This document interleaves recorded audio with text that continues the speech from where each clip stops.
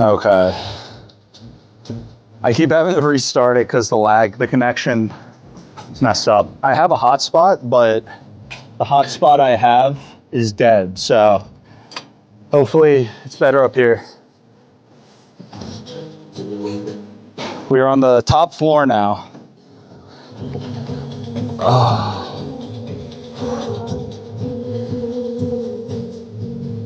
Okay.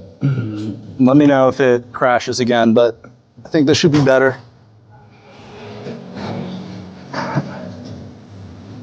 I discovered this machine, I think like 2 leg workouts ago.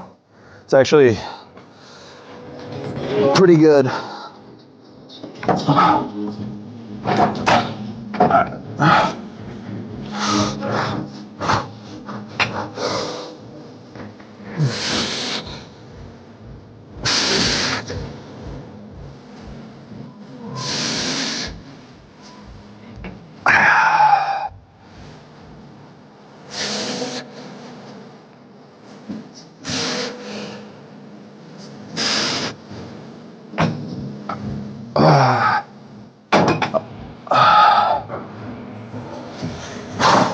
All right, we can up the weight a little bit. Yeah, on the knees, you know, I'm always really wary about these machines. I'm gonna raise it. I try not to have any weight on the knees. When I'm doing these, it's kind of like a mental thing, but I'll really pay attention on like the decline, which like the decline, you're not really feeling it. You're feeling it when you push it, but kind of realizing what that comfortable range of motion is on the way down, and then following that exact same, like with the muscle memory, on the way that you're going down, follow that exact same path up in the muscle. So kind of just, I try and focus on the mind-muscle connection and not have anything on my knees, if that makes sense. But there isn't an unavoidable, like little bit, but definitely it's negligible.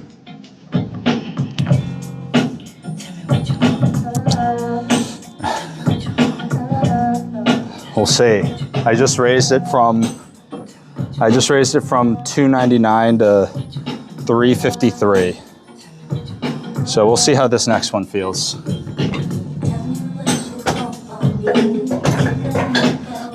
When I was younger, I injured myself on barbell squats. So the exercise we were just doing downstairs, I injured myself, and when I started squatting again, I lowered the weight so much. And I started climbing back up from from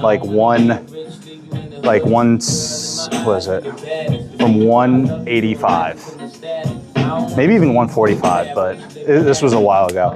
But I started climbing back up from that weight, and it just like slowly built it back up, but really tried to get the form right.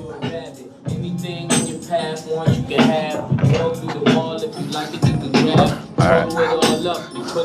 Let's see, 353.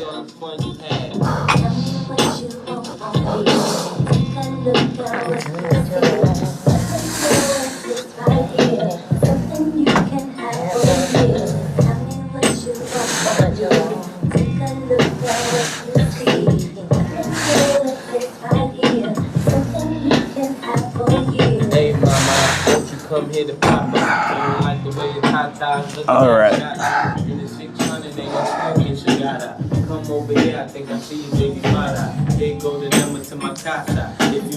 Okay. I feel like, you know, when you're in the middle of a workout and like as you're working out, you can feel yourself getting sore. Like that sore feeling that you get the day after. I feel that right now. I'm gonna do some leg curls now. Some hamstrings.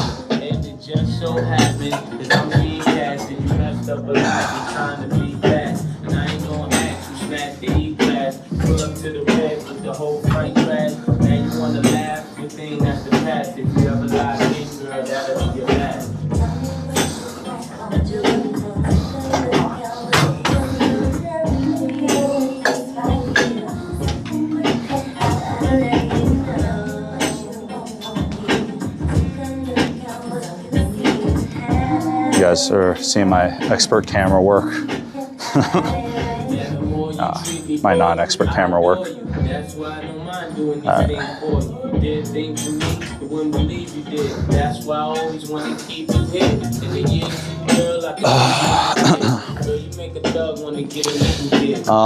What would your guess be if you were to guess? If you were to give your guess and also what your range would be. So it's like on the very bottom end, on the very top end, like oldest, and then what your final guess would be.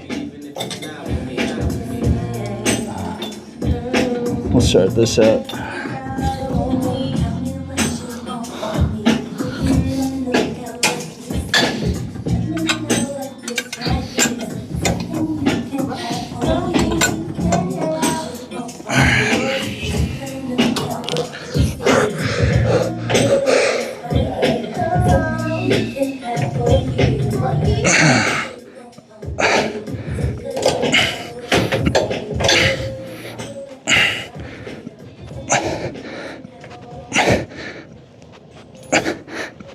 John Reed Radio, USA.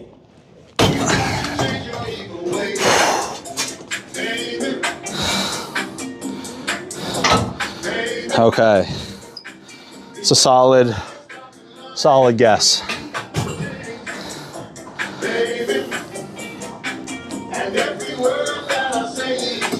All right. The answer is 29.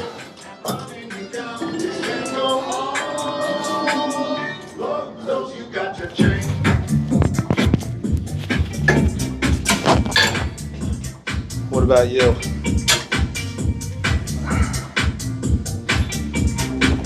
I didn't have my mic on. Okay.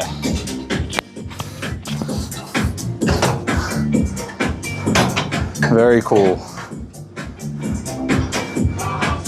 Do you do a lot of lifting? More cardio? What's your go-to?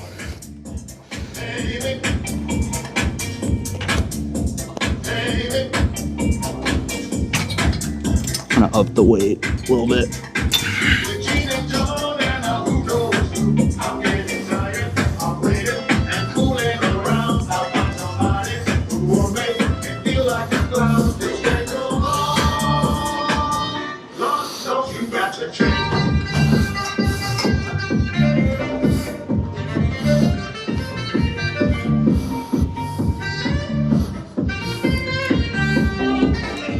Let's see. Legs. Yeah, legs are good. They're important. Many people neglect them. That is true. You wouldn't even be Puerto Rican at that point.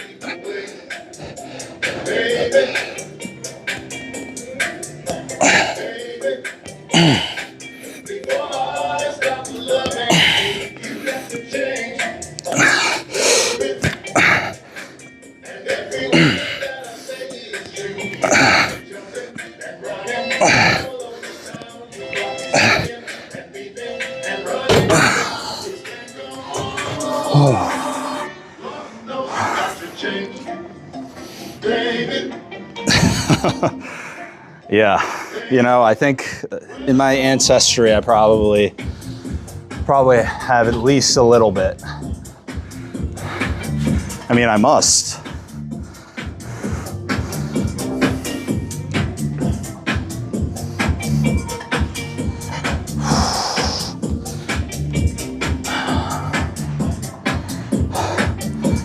Oh my God. I'm literally everything. My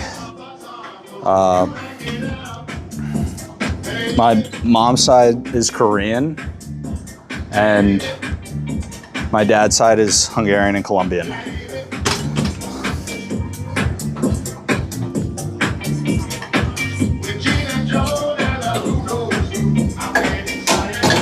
All right.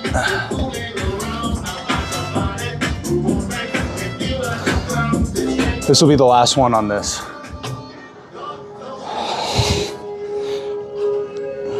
I'm gonna do a drop set on this one. So we're gonna go to failure at this weight, and then each time we're gonna drop it by 2 notches and go to failure. So it's like going to failure 3 times in this one set.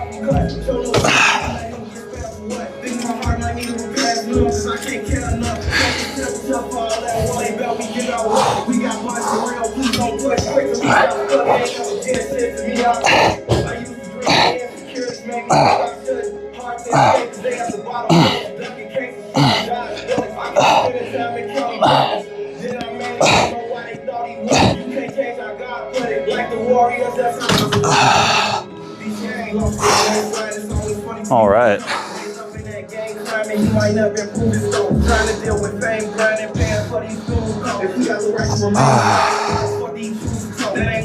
Yes.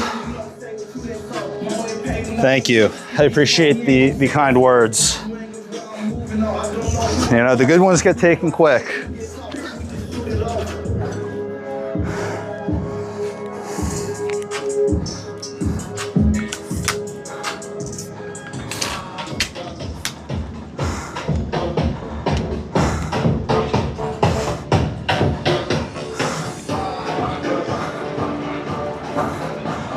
All right.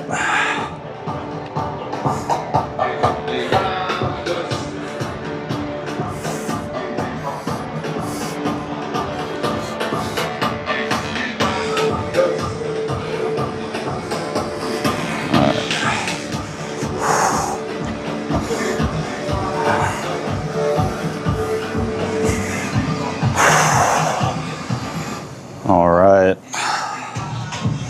I'm gonna do some stretching and then call it.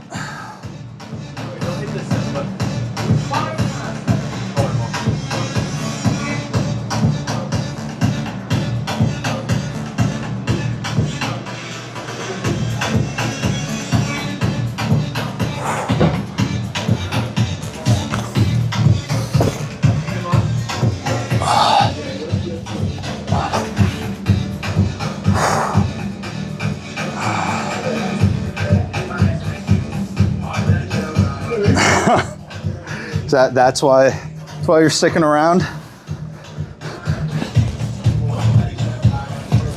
for the finale.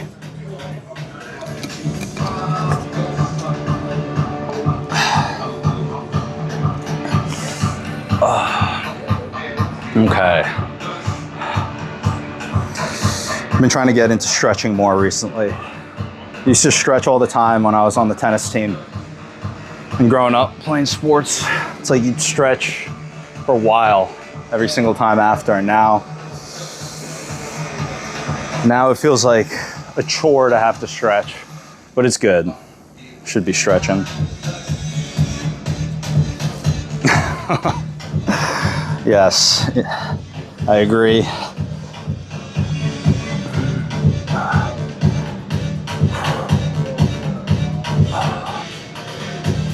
Pretty cool gym.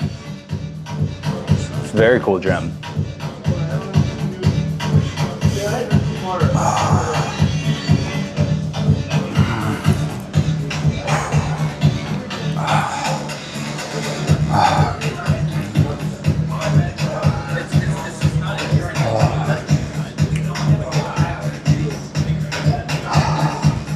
probably gonna wrap up the stream pretty soon, but I'm gonna be hopping back on as soon as I get back in front of my computer.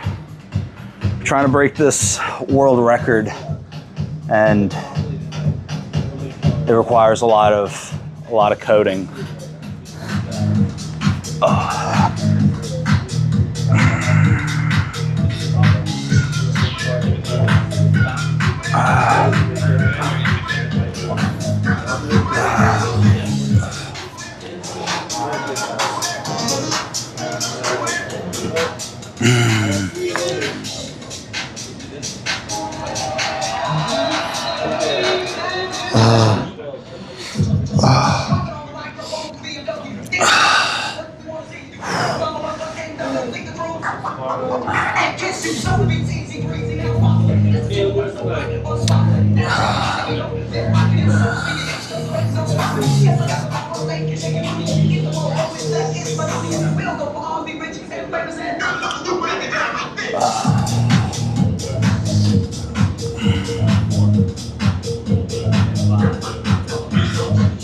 Yeah. I've been streaming a ton recently. It's been fun, honestly. I enjoy it. It's really new to me. Like, I'd never really watched streams or done any of that. I'd watch YouTube, but never, the streaming piece is new to me. And then, yeah, I got really into it. One of my, he's an advisor and investor, actually, in my last company, or my Bitcoin mining company. And the way that I connected with him initially was actually through content. So when I was starting the Bitcoin mining company, like I was a kid, and I realized that relationships and building alliances with these much bigger companies, like I needed to do that if I wanted to have a chance. Else you're just a kid with ideas and can't get anything done. So I raised a little bit of capital, and then with the capital I did have, assembled a team and started a podcast.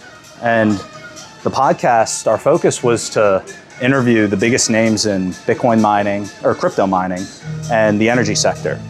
And the reason why we focused on that was because for our business model, we needed to be working with massive people in the energy sector and leaders in the Bitcoin mining industry. So fast forward, I end up starting the podcast, and one of my early guests was this guy named Benoy Thanjan. Benoy, we found out who he was because he hosted the #1 solar podcast in the entire industry. And he was also high up at like Solar City, and was a big name in the industry. And so I ended up bringing him onto our podcast, really hit it off with him, and he ended up having me onto his podcast, the Solar Podcast. Fast forward, he ends up becoming an advisor and an investor in my company. And then fast forward more, the company grows a lot, and now there's an amazing team in place continuing to grow the company. And today we've got facilities like Bitcoin mining data centers on 4 different continents. Where this all ties in though is to the streaming side is after I passed off the reins of the last company, I didn't see the value as much in continuing the podcast or continuing to do any of the content, just because I was busy trying to start another company. And it's like a lot of work to run a podcast. So I stopped running the podcast and kind of like just focus on building the company. And recently, or like it was like about recently, like 4 months ago, Benoy hits me up. He says, "Hey, let's do another podcast." And he wanted me to go on his podcast. And so he flew out to LA and we recorded a podcast together in person. When I was speaking with him, he said, "Dude, why did you stop doing your podcast?" And I told him the reasons I just told you. And he said, "You know, the podcast opened so many doors." And he's like, "You really should keep doing it." And I was like, "Yeah, you're right. I guess I got lazy." And then he said, and then we started talking about streaming, and he starts telling me about how streaming is popping off and all this stuff. And I'd never watched a stream.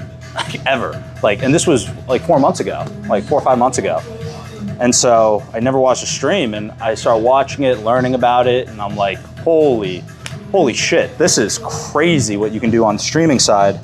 So I started learning about like all the equipment needed, all this stuff. I hired like a cameraman, and then I realized that like coordinating with a cameraman all the time is a pain in the ass. So I was like, if I can do this on my own and just go around and like set it up on my own, it'd be way easier.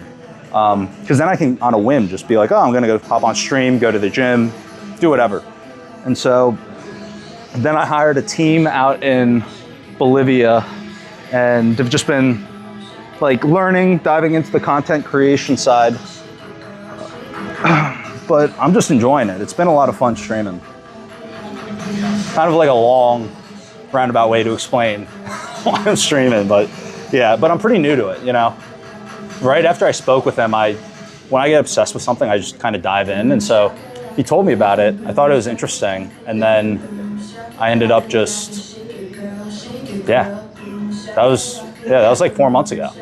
So kind of dove right in. Still pretty new to it.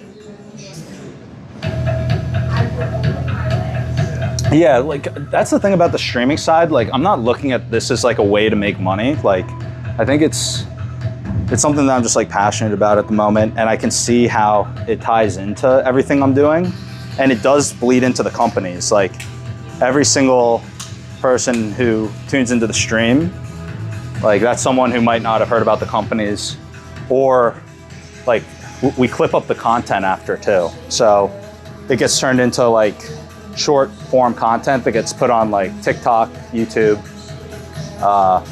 Instagram, and all those platforms.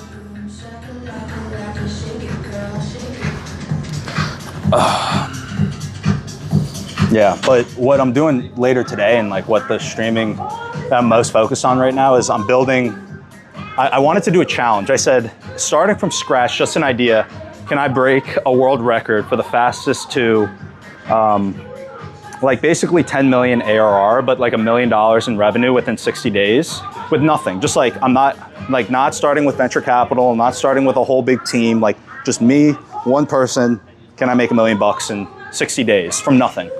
And so I started that just over 20 days ago. So we have 38 days left to make $1 million. And we're almost done with the product.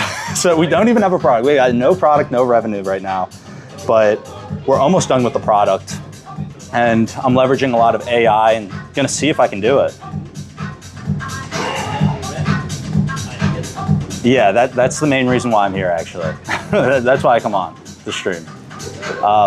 You know, I think if I was to put the odds of us actually getting it done, obviously I gotta say 100%, because you gotta have confidence if you wanna make it happen.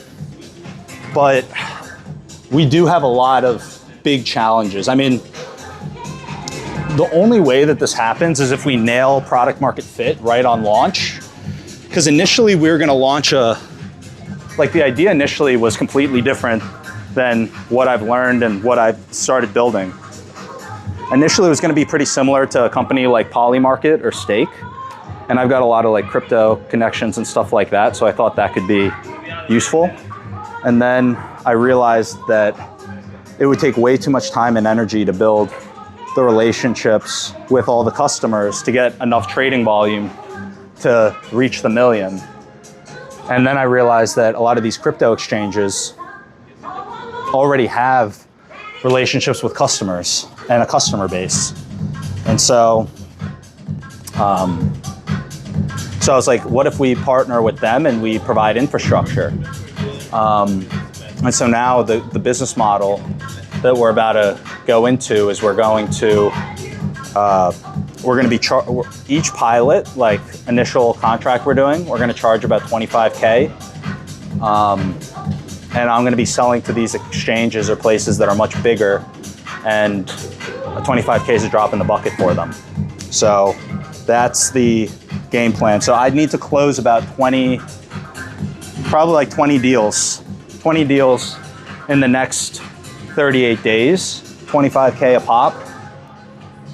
And then maybe have a revenue share on the total market volume. Thankfully, I've got like credibility and connections in crypto, so I think that I can get these guys on the phone. The big question is if they're actually gonna like the product. And I still have to finish the product. So, and when I was doing the research to build this product, you need like a whole team, and it'll cost like $1.5 million to build, like 1.2 to 1.5 to build. It'd be this whole challenge. But I have a secret, very efficient method in building products, so I'm single-handedly gonna build this and finish it, ideally within the next week. Not too shabby. 3 weeks instead of an entire year. Instead of spending 1.2 to 1.5 mil, I just build it with my time. But the big question is if I can get the customers and the sales. So that's what we are. Yeah, I got high hopes though, high hopes. All right. I think we are going to wrap up.